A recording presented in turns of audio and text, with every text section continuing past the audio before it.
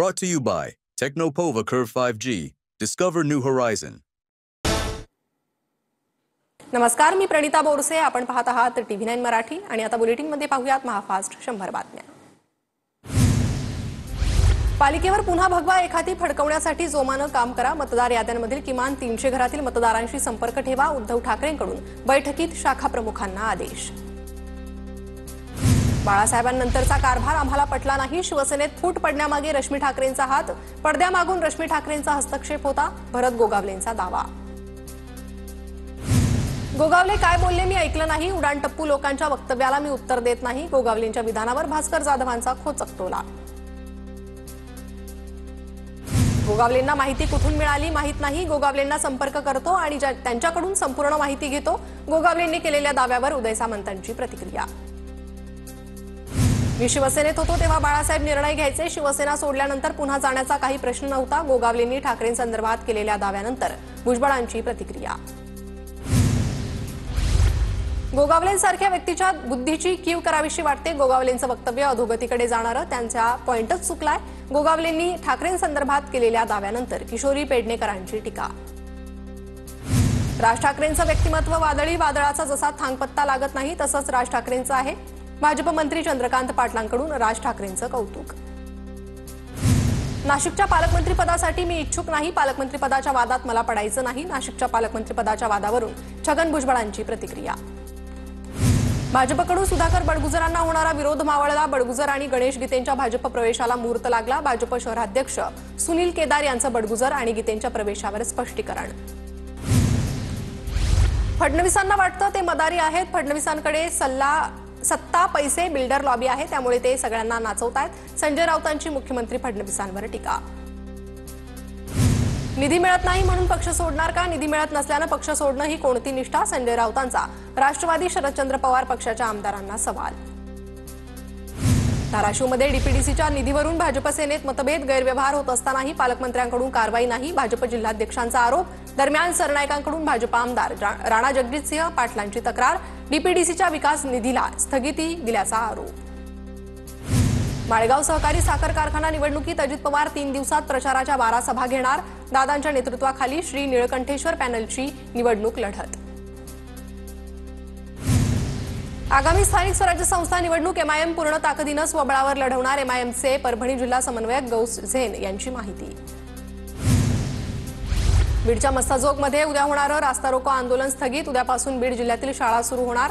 विद्यार्थ्यांना अडथळा होऊ नये यासाठी आंदोलन तात्पुरतं स्थगित.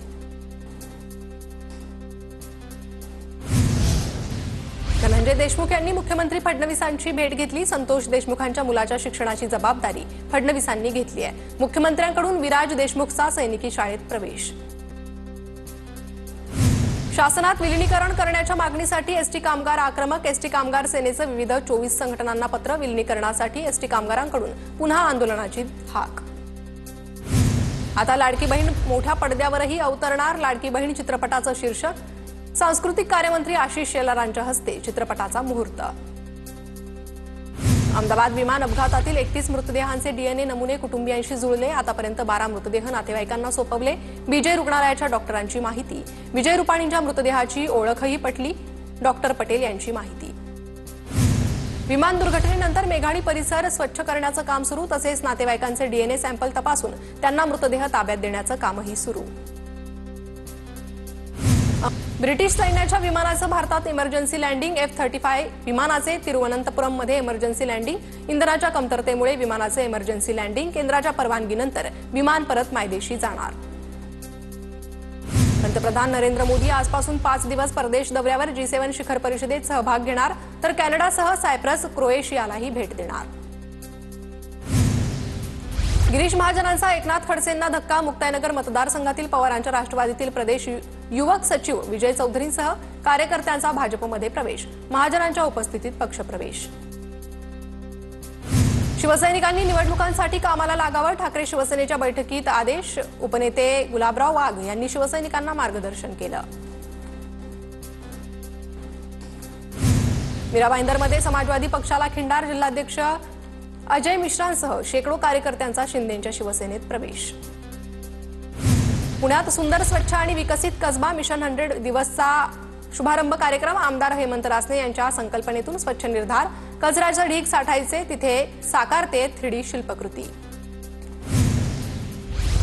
कोल्हापूरच्या लिंगनूर कापशीमध्ये मंत्री हसन मुश्रीफांच्या हस्ते दिंडीचं पूजन, मुश्रीफ फाउंडेशनच्या वतीनं वारकऱ्यांना 25,000 रेनकोटचं वाटप। मुख्यमंत्री माझी शाळा सुंदर शाळा अभियानात पुण्याच्या राजा रघुनाथराव विद्यालयाची बाजी, उपमुख्यमंत्री अजित पवार, मंत्री दादा भुसे यांच्या हस्ते शाळेचा सन्मान। जळगावच्या यावल तालुक्यातील बामनोदमध्ये छत्रपती शिवाजी महाराजस्व समाधान शिबिराला आमदार अमोल जावडेंची उपस्थिती, विविध विभागाच्या 1043 लाभार्थ्यांना सेवा उपलब्ध। नाशिकमध्ये पोलीस आणि पालिका प्रशासनामध्ये समन्वय नसल्याचं समोर, छगन भुजबळांनी पाहणी केल्यानंतर नाशिक पालिका आणि पोलीस सक्रिय, मात्र पोलीस प्रशासन सकाळपासून मनपा अधिकाऱ्यांच्या प्रतीक्षेत। वर्ध्यात देवळी ते दिघी मार्गावर खड्ड्याचं साम्राज्य, युवा संघर्ष मोर्चाकडून खड्ड्यात उतरून आंदोलन, पुलाची दुरुस्ती करण्याची मागणी। साताऱ्याच्या पाटण शहरातील विकास कामांची मंत्री शंभूराज देसाईंकडून पाहणी, नवीन पाणी योजना, नालेसफाईसह इतरही कामांची पाहणी, संबंधित अधिकारी ठेकेदारांना सूचना। आज रत्नागिरी जिल्ह्याला रेड अलर्ट, तर पालघर, ठाणे, रायगड, पुणे, सातारा, कोल्हापूर आणि सिंधुदुर्ग जिल्ह्याला ऑरेंज अलर्ट जारी, तर नाशिक, मुंबईसह संभाजीनगर, संपूर्ण विदर्भात येलो अलर्ट। रत्नागिरी जिल्ह्याला रेड अलर्ट, नंतर समुद्राला उधाण, जून महिन्यातील सर्वात मोठी भरती, सलग 3 दिवसांपासून किनारपट्टी भागात मुसळधार पाऊस। विदर्भातील शेतकऱ्यांना अखेर मृग नक्षत्रातील पावसानं दिलासा, हवामान विभागाकडून पुढील 5 दिवसांसाठी येलो अलर्ट जारी, आठवडाभर मुसळधार पावसाचा अंदाज। खंडाळा येथील शेतात बीडचे जिल्हाधिकारी विवेक जॉन्सन यांनी सोयाबीनची पेरणी केली, यावेळी शेतकऱ्यांशी त्यांनी विविध विषयांवर चर्चाही केली। जिल्ह्यात सर्वत्र खरीप पेरणीला सुरुवात। पुण्याच्या भोर तालुक्यात 50%हून अधिक क्षेत्रावर खरीपाची पेरणी, हंगामात 13,700 हेक्टरवर पिकांची लागवड होणार, पावसानं विश्रांती दिल्यानं पेरणीची लगबग। हिंगोली जिल्ह्यात गेल्या काही दिवसांपासून पावसाची संततधार, शेतकऱ्यांकडून पेरणीच्या कामांना सुरुवात। वर्धा जिल्ह्यात शेतकऱ्यांकडून धूळ पेरणी, कोरड्यातच शेतकऱ्यांकडून कपाशीची लागवड, शेतकऱ्यांना आता जोरदार पावसाची प्रतीक्षा। चंद्रपूर जिल्ह्यात शेतकऱ्यांवर दुबार पेरणीचं संकट, पावसानं मारली दडी, तर कापूस सोयाबीनच्या उत्पादनावर परिणाम होण्याची शक्यता। वर्धा जिल्ह्यात पावसाअभावी पेरण्यांचा खोळंबा, बहुतांश शेतकऱ्यांची मशागतीची कामं आटोपली, मात्र पेरणी करता शेतकऱ्यांना दमदार पावसाची प्रतीक्षा। वाशिम जिल्ह्यात सततच्या पावसामुळे खरीप पेरण्यांना वेग, 50%हून अधिक क्षेत्रावर पेरणी पूर्ण, सोयाबीन, तूर, मूग, उडीद आणि कपाशीची होतीये पेरणी। पारंपरिक पद्धतीला फाटा देत अंबाजोगाईत आधुनिक यंत्रणेद्वारे पेरणी, बैलांसाठी चारा तसेच सांभाळणंही कठीण, यंत्राद्वारे कमी वेळेत जास्त पेरणी। गडचिरोलीत शेतकऱ्यांना मोठ्या पावसाची प्रतीक्षा, पावसानं दडी मारल्यास शेतकऱ्यांवर दुबार पेरणीचं संकट। अहिल्यानगरच्या उत्तर भागात खरीप पिकांच्या पेरण्यांना सुरुवात, आतापर्यंत 1 लाख हेक्टरवर खरीप पिकांची पेरणी, काही दिवसांच्या खंडानंतर पुन्हा पावसाला सुरुवात।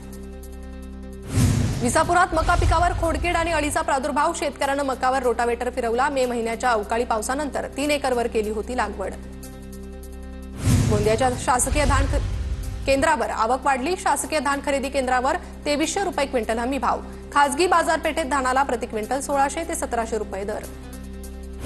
कन्नड तालुक्यात मेघगर्जनेसह मुसळधार पावसानं हजेरी लावली, अचानक पाऊस आल्यानं शेतकऱ्यांची तारांबळ, नाचनवेल येथील पुलावरून पाणी वाहिल्यानं काही काळ वाहतूक ठप्प।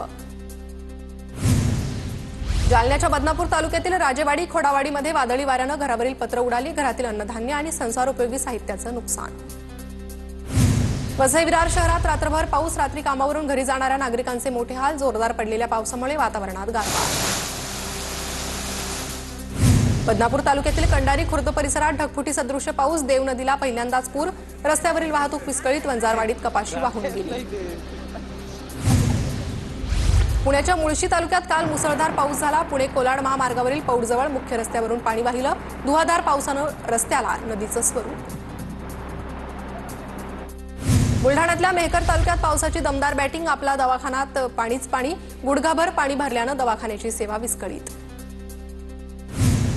शिरूरमधील 60 टीएमसी क्षमतेचे घोड धरण ओव्हरफ्लो होण्याच्या मार्गावर, नदीपात्रात 4000 क्युसेकनं पाण्याचा विसर्ग, रांजणगाव एमआयडीसीसह शेती पिण्याच्या पाण्याचा प्रश्न सुटणार।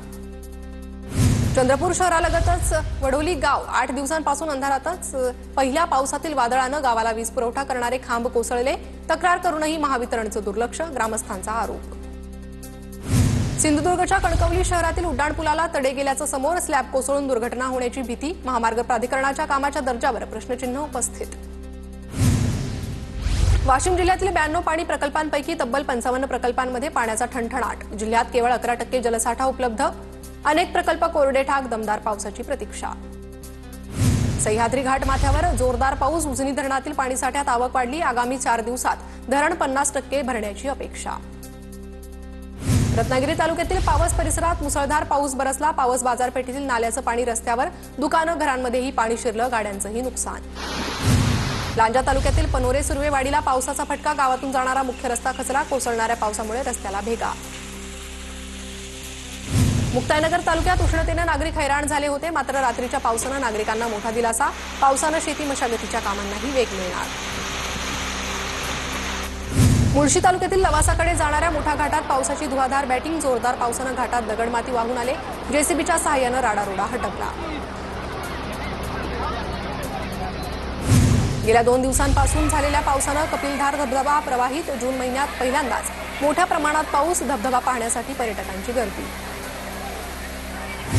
जळगावमध्ये जामनेरच्या वाकी गावातील पर्यायी मातीचा रस्ता पावसामुळे वाहून गेला. पुलाच्या बांधकामामुळे पर्यायी रस्ता तयार केला होता.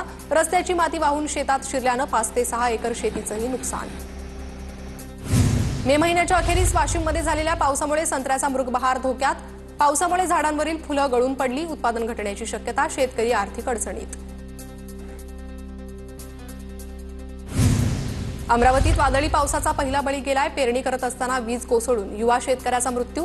अंजनगाव सुरजी तालुक्यातील तुरखेड येथील घटना. पवन कोल्हे असं मृत शेतकऱ्याचं नाव. नाशिकच्या निफाड तालुक्यात पावसामुळे नैताळे, पिंपळस, नांदूर, मधमेश्वरसह गावात वीज पुरवठा खंडित. महावितरण कर्मचाऱ्यांकडून जीव धोक्यात घालून रात्री वीज पुरवठा सुरळीत. उपविभागाचे कार्यकारी अभियंता सुनील राऊतांकडून कर्मचाऱ्यांचं अभिनंदन. वाशिमच्या रिसोड तालुक्यातील किनखेड परिसरात 20 ते 25 माकडांच्या टोळीवर वीज कोसळली. एकाचा मृत्यू, 1 माकड गंभीर जखमी.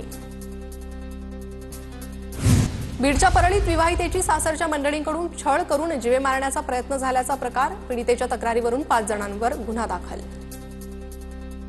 छत्रपती संभाजीनगरमध्ये 7 वर्षीय चिमुकल्याच्या अपहरणाचा प्रयत्न फसला. मुलानं आरडाओरडा करताच अपहरणकर्त्यांनी पळ काढला. मुकुंदवाडीतील न्यू एसटी कॉलनी परिसरातील घटना. 2 अज्ञातांविरोधात मुकुंदवाडी पोलीस ठाण्यात गुन्हा दाखल.